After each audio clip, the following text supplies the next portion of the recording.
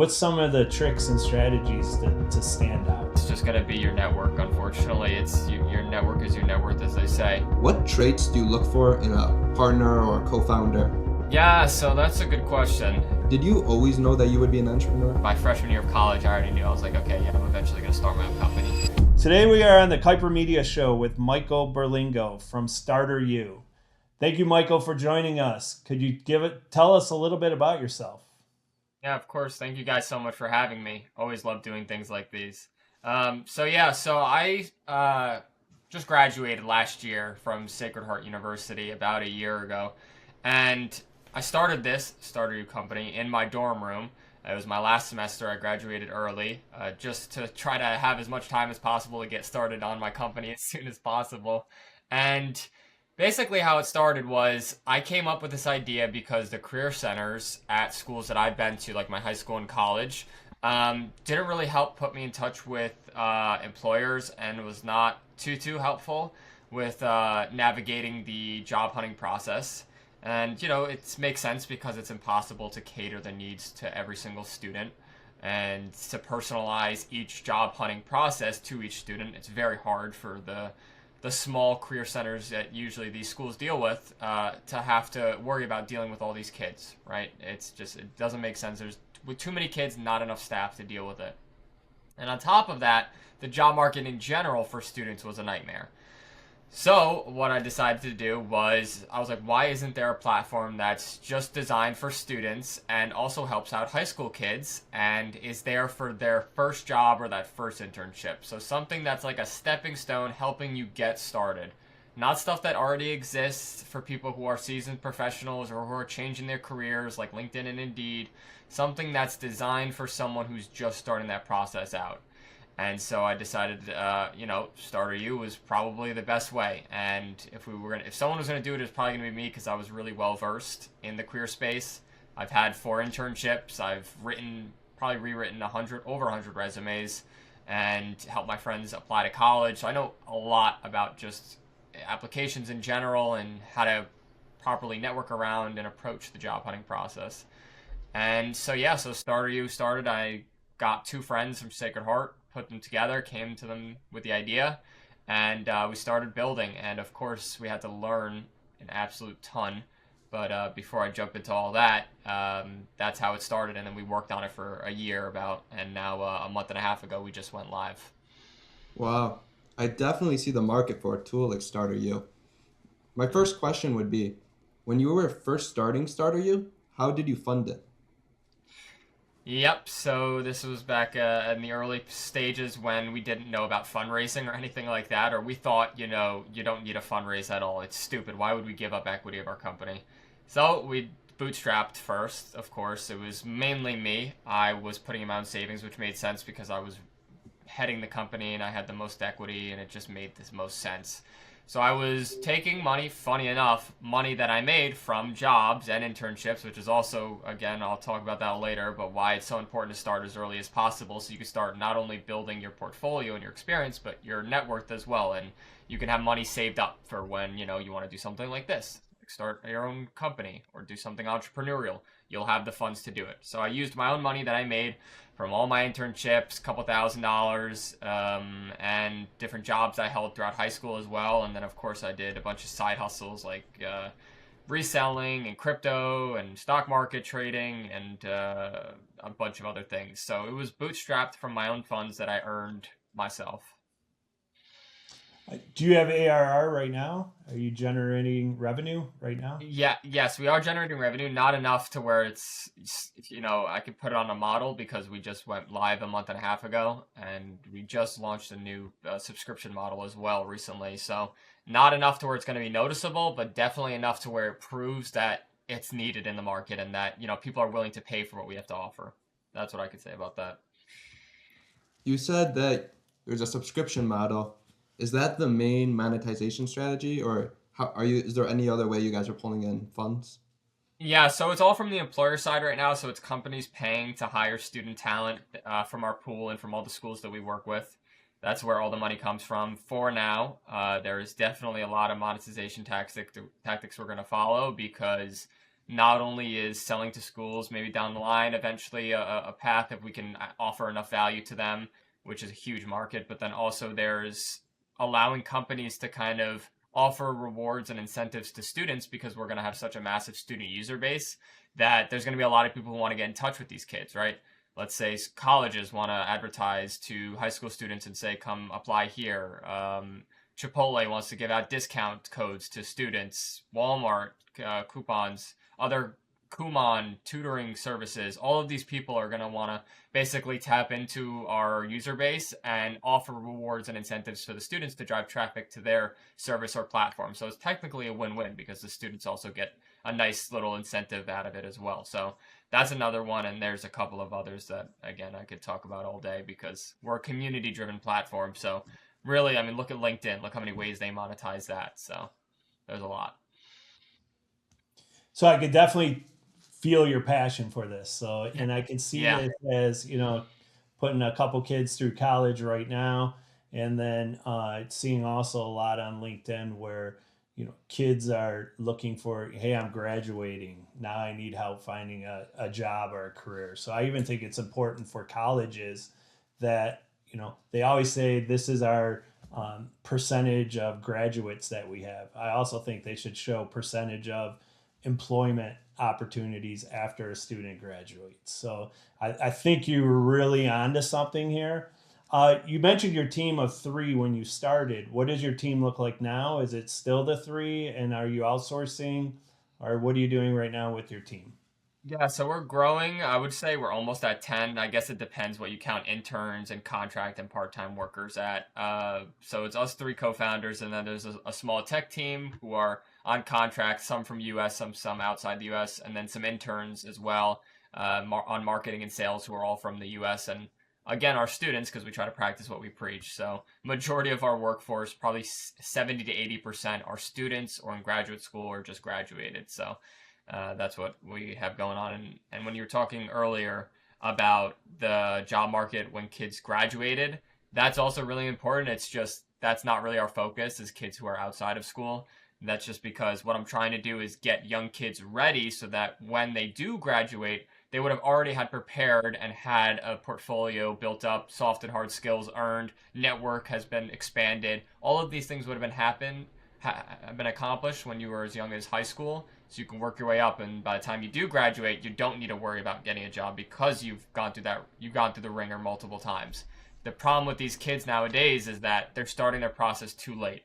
They're waiting until college to get their first internship, or waiting until junior or senior year getting a paid internship and starting to attend events and build their network and start, talking to employers and recruiters, things like that. It's too late. You need to start as early as possible, and that's what Starteryou is trying to do is level out the playing field for these young kids to really get their foot in the door.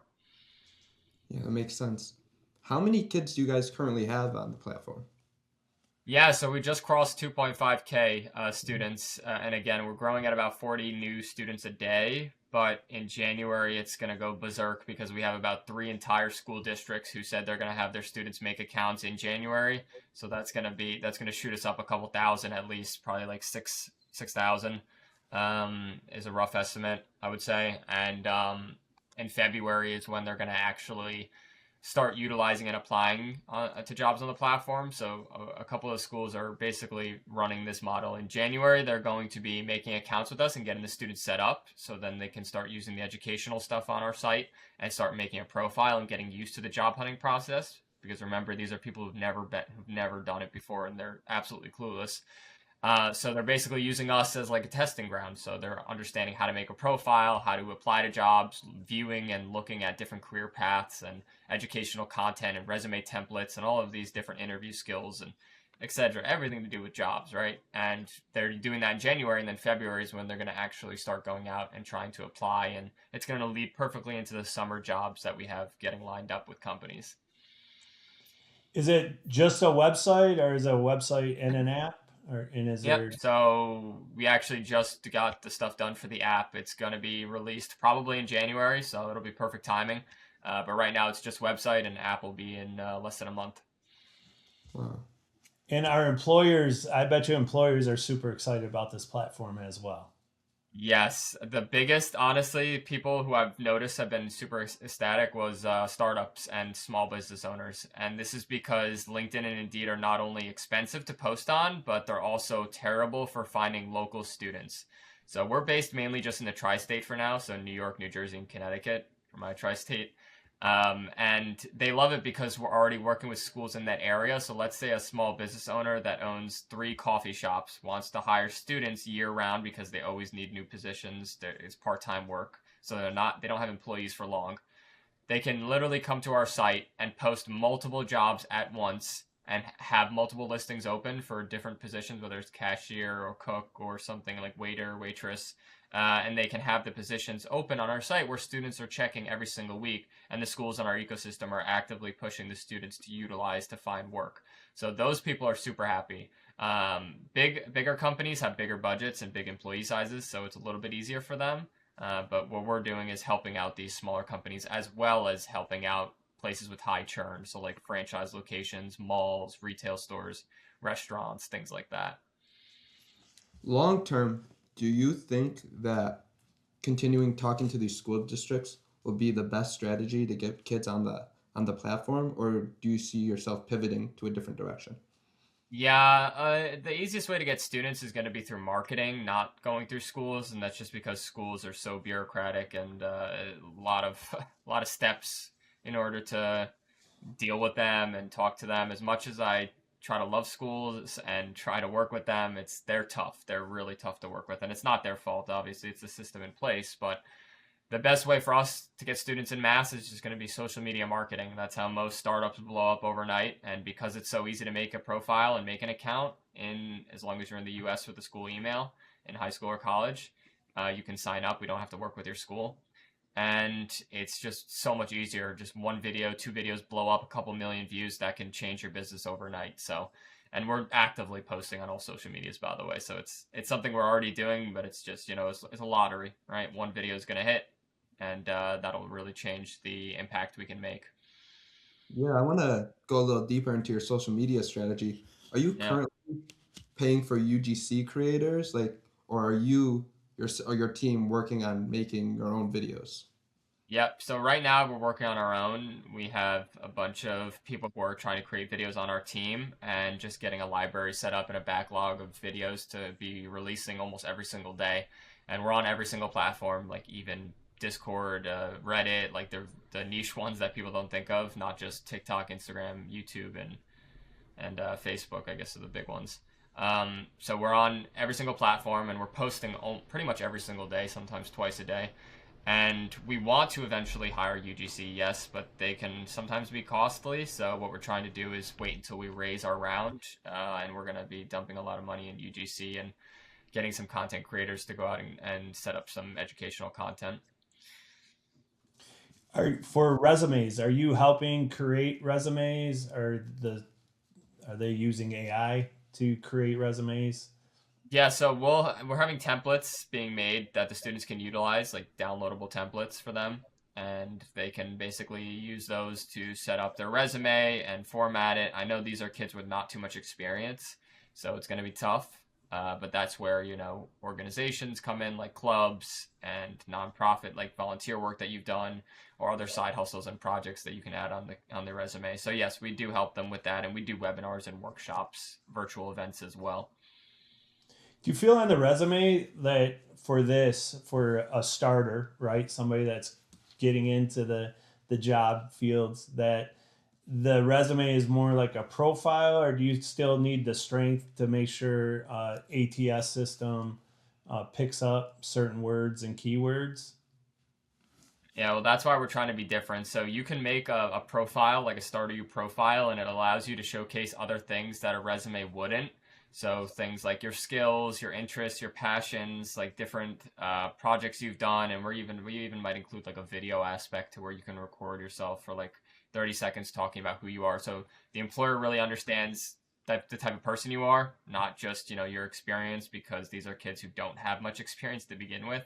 So it's a whole different ball game to when you're comparing, competitive internships at JP Morgan. Of course, they're going to be looking forward to all of the different work experiences you've had and all of your skills and where you went to school and what your GPA was. The point of Starteryou is that these jobs are much easier and simpler and don't have high barriers of entry. They're really part-time, hourly, seasonal roles that any student can take advantage of. It doesn't matter what your major is. It doesn't matter where you went to school. It doesn't matter what your GPA really was. These are just jobs that any student can get their hands on at a young of an age and start their job hunting process and start building their portfolio up. So we don't have to worry about ATS systems on Starteryou. There's none of that. It's just they apply with their Starteryou profile, and the employer can see anything about the student and get to understand them and see them as the person they are, not just what a piece of paper says about them. But yes, they can include a resume with their application as well. Do you foresee the kids on your app using it for their first job, but do you ever see them coming back to the app for using it for another job, for a stepping stone, maybe to the next one? Or Yeah, absolutely. So my dream model would be they come to the platform in high school and get a part-time job, maybe a very small internship at a small business, and that's junior, senior year. Then they go to college and they come back to us to find seasonal work as a freshman or sophomore, because over the summer they need something. If whether that's another internship or a job, down at Target or Wendy's, or working at a small business and doing some sort of contract work for them. And then junior, senior year, they look for more higher up placements that are like tougher internships or tougher entry level jobs or early career roles that we'll be able to provide with them. And then after that, it becomes, not really too relevant for them. They can go on and move on to whatever else. But by the time they've left Starteryou, they've already built up, a bunch of part-time jobs, a bunch of small internships, and working at different local companies and businesses that are usually in dire need of hiring. So that's the dream route that they could take, honestly. What are some major challenges that you faced, and how did you overcome them? Well, of course, we're a marketplace, and obviously, most companies you just sell to one person. You go B2B, and it's usually just service based. So you only have to worry about one. You just worry about closing one deal. Unfortunately for us, we are, I would say, a two-way marketplace, but now honestly, we're like a 75-way marketplace because of how many things we're balancing. So we have to maintain school relationships and do school outreach. And that is not easy. It's not like schools are someone who's easy to talk to and easy to pitch to. Then on top of that, we have to reach out to businesses and companies, whether that's startups or big franchise locations or big organizations who are hiring intern cohorts or massive amounts of students constantly. Then on top of that, we also have to get students on the platform, which is another thing we have to worry about. And that's either done through social media marketing or done through the schools. So I guess the school and students go hand in hand. And then on top of that, we still have to do, we do events. So we're dealing with a lot of partnerships with companies that we have. So we're doing outreach with companies and developing partnerships with them and setting up really cool collaborative events to promote educational things for students. And it's just been so hard, honestly, to manage all of it with such a small team. And again, the ed tech space is known for being rough. So it's not like you're just trying to you're not trying to get a bunch of kids to buy something, to do something for free, or you're not closing one enterprise deal for $50,000 a year. You're needing to do multiple things, and geography is a really big play in what we do as well, because there has to be job postings where there's students, and there has to be students where there's job postings. So we can't just go wherever we want and spread throughout the United States. We need to selectively choose counties and towns to move in and scale from there and grow out from there. So on top of there being three different sides of the marketplace, plus talking with event collaborators, we also have to make sure that we're scaling correctly geographically. So it's a lot. yeah, I imagine. But now that you've faced all these challenges, what would you say to the inspiring entrepreneur that's watching this video? Well, of course, I think the number one thing is just start, because you can make as many excuses you want in the world. And I think the greatest trait a human can have is determination, because obviously, like I said, it took us a year to finally launch. If I would have given up and not sticked with it, and again, I'm not a genius, I don't code, I don't do any of that. I built a team, I brought people together, and I just stuck with it every single day. I've worked every single day, almost freaking 10 hours a day. It's unbelievable.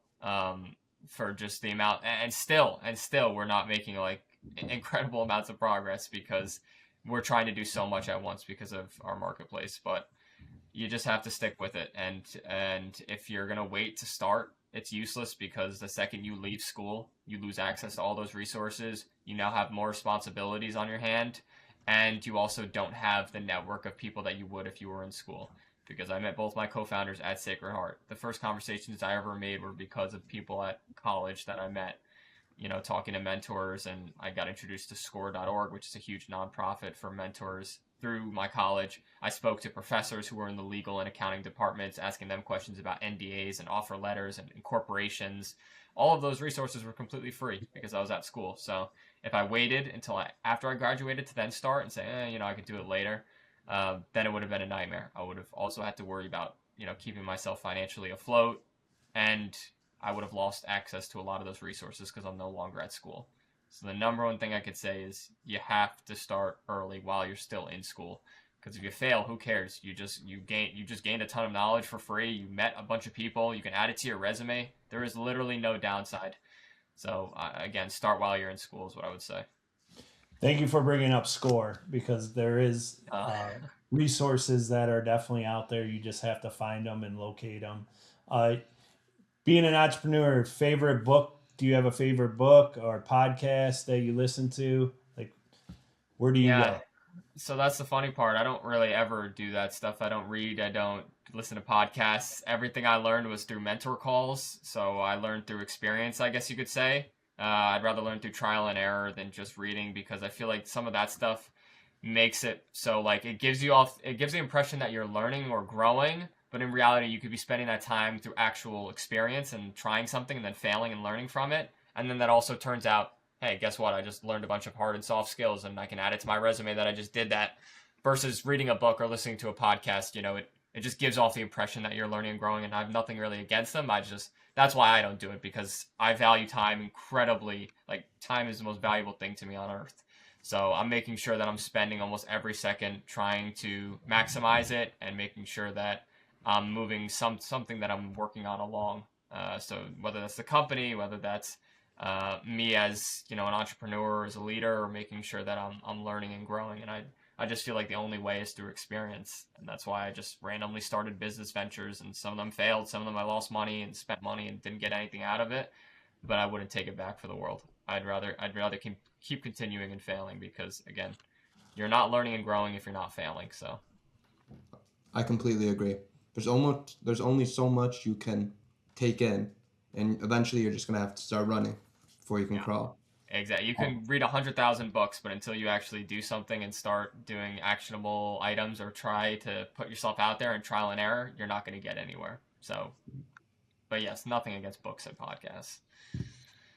In the beginning, when you got your team together, what traits do you look for in a partner or co-founder? Yeah, so that's a good question. The number one thing I really cared about was it was someone who was going to be 100% committed to the business and making sure that they can dedicate all their time to the business, which is going to be tough to find. But just make sure that you pick people who can be financially independent, so you won't have to worry about any of that. And it's people who you're not best friends with. I didn't really choose people who I was best friends with at all. It was people I just met at school. I didn't know them at all before, and I wasn't friends with them until sophomore or junior year, honestly. So it was people that I barely knew, but I just knew they were entrepreneurs because they almost threw themselves at me when I came to the idea with, let's start a company, let's do Starteryou, and they absolutely loved it. And they started working on it from day one, basically. So if you can find people like that who are just insanely hungry and don't like wasting time doing other things, like both of these guys never went to parties, never went out, they don't really spend money on stupid things, they don't like waste time, they don't like to waste time. So I thought they were to a T what I was looking for, people who are going to dedicate themselves to try to build something better than yourself. And that's where I met both of them, and it's been amazing. Where do you hope Starteryou is within 12 months? Yeah, so 12 months, probably not all across the U.S. yet, but I would say I want to be at least across the east side of the United States and in a majority of the school systems and school districts. because again, we are free for schools, so it's been really easy to kind of expand. We almost get about three to four new districts or schools a month, which is crazy because we don't do much outreach. We just get referrals. And so I want to be throughout the east side and start kind of growing our presence business-wise, like getting employers posting there and making sure that these high school students have somewhere that they can go on regardless of, where they live or regardless of what economic background they're from, because it is an open platform for free designed for kids who are literally their age, 16 and up. So that's what I hope to be the number one place for these students to go to start their careers. So I know our listeners are going to be super excited when they're listening to this podcast, and they're going to know somebody that is definitely needs to Yes. start their career. They're going to be an employer that's going to want to find these candidates as well. And then also our investor listeners. Are you still looking for investments? Yes, we are raising. We're doing a seed round right now, and we're getting our data room ready. And then we have a bunch of investors that are waiting to hear back, and a bunch of people that we're going to, all the mentors that I spoke to. And that's another reason why mentors are so great, because now I'm going to reach out to all of them and let them know about our round. And there is definitely people they can put us into touch with without a doubt. It's just a matter of asking. So that's why mentors are probably the greatest thing you can honestly do if you're a business owner, is have a mentor in your life. Interesting. But yes, when you said that they can get involved, yes, that's why we're so great, because we're such a community-driven place that really it doesn't matter who you are. 90% of people can get involved in what we're doing, whether a business owner is looking to hire students, whether you're a student yourself, you can come in and sign up for free, or if you work at a school district as well, or you know someone at a school, just refer us.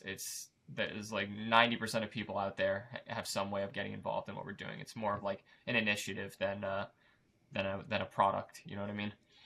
Yeah, for sure. I definitely see how word of mouth would be a huge, like almost marketing channel for you guys. Students telling students. Yeah. Yeah, that's what happens all the time. Yeah. A question I had is, are you guys doing anything interesting with new technology or AI? Yeah, we were not. I mean, we knew from the start we weren't going to be one of those companies that just kind of rides the AI trend and just making sure our entire company relies on AI. Like, we have features that are going to help employers sift through stuff and to have stuff for students to help them build out their resume or, do skill assessments, I guess. Some basic stuff that's just going to be helpful and enhance their user experience, but nothing that's like out of the ordinary, crazy experimental with AI. Like, we're more focused on just building a community in numbers. That's our magic, is the sheer mass amount of users and kind of network that we're creating. That's our value. How would you tell a candidate to stand out? Like, with everybody applying, finding a job, looking for a job, what's some of the tricks and strategies to stand out? Yeah, well, of course it's tough. It depends if you're a high school student trying to stand out versus a college student versus a graduate student. Those are completely different markets, honestly, on how you can kind of approach how you stand out. But I think the number one way is just going to be your network. Unfortunately, it's your network is your net worth, as they say. The people that can put you into touch with people is going to take you a lot further along than any platform will. And I know that's talking down on our own platform, but it's just the reality of how it works. So besides, people that can put you into touch with and referral-based hiring, a good way you can stand out is making sure that you're a generalist almost. That's what I kind of took away from my experience at college. So I was like the chief financial officer of a fraternity. I was a business management major. I was an RA. I don't like dealing with kids at all. So like I was doing things. I was the president of Crypto Club. I did not major at all anything related to crypto. So I was doing these things that weren't in my one lane, business management. I don't have to only join the business management club and do business management things. Like, I was stepping outside of what my track was and diversifying my portfolio and becoming sort of a generalist. And I think that helped a lot, because when I was talking in interviews, guess what the number one thing that some of the hiring managers were talking about was? It was crypto. They were really interested, and they were like, tell us about the crypto club. And I was like, yeah, we had a GPU miner in my friend's basement that was, mining Ethereum every single day, and they all wanted to learn a ton about it. Yeah, the topic sounds incredibly boring, but for them it was sounded really interesting. And so I had these stories developed.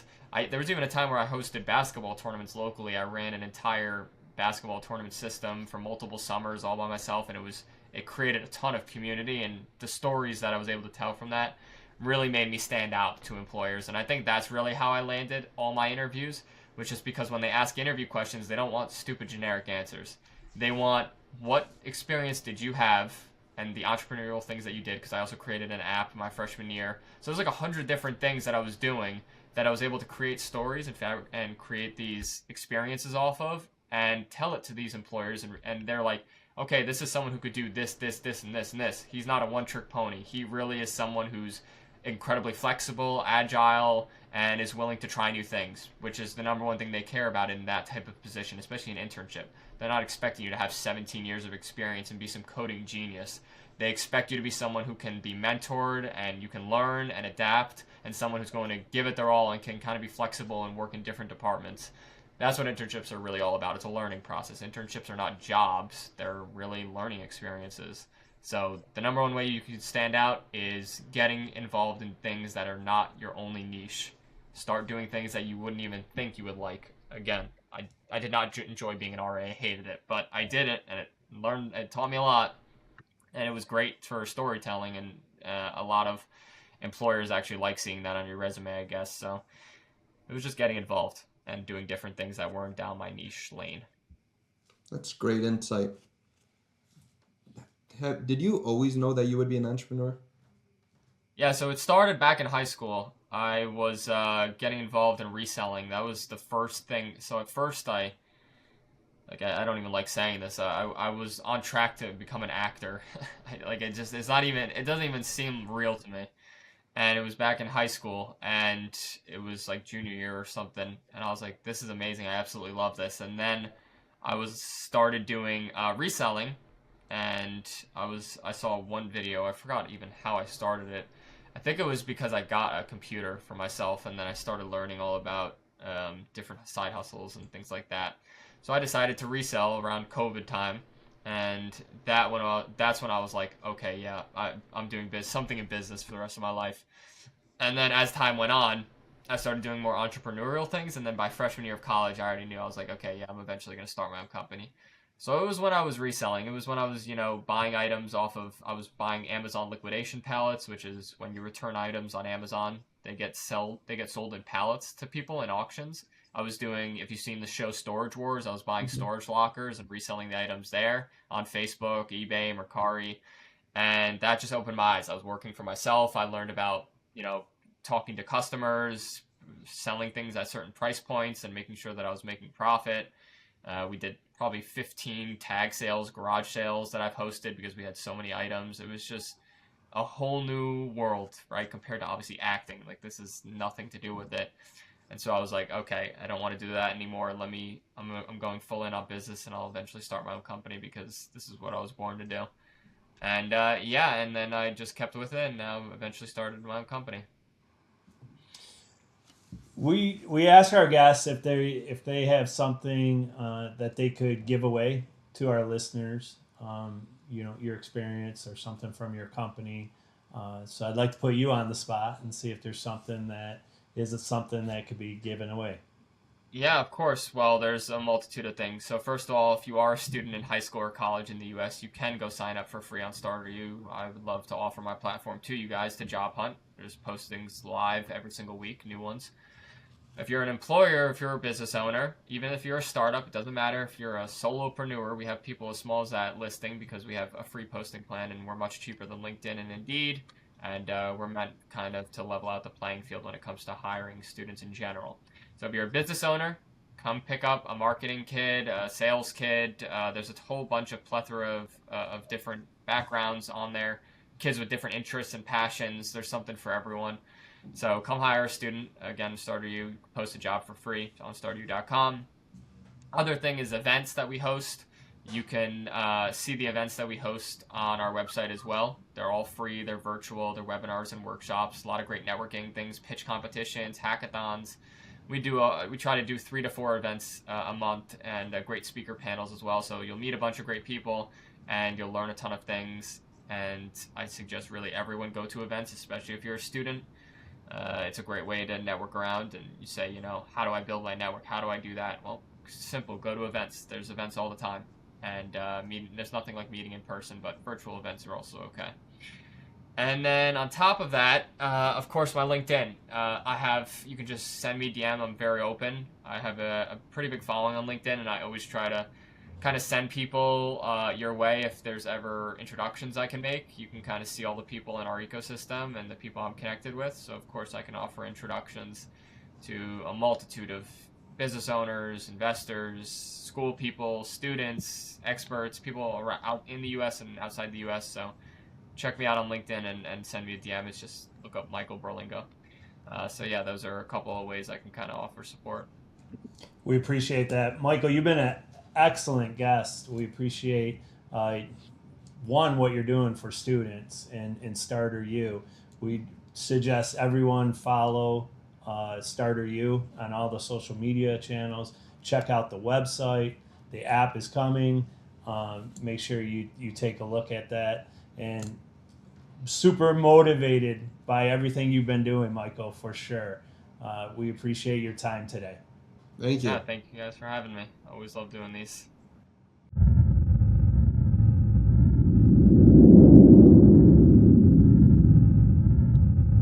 Do you want an AI ad for your business? Kuiper Media makes ads just like this. Book a free call with us from the link below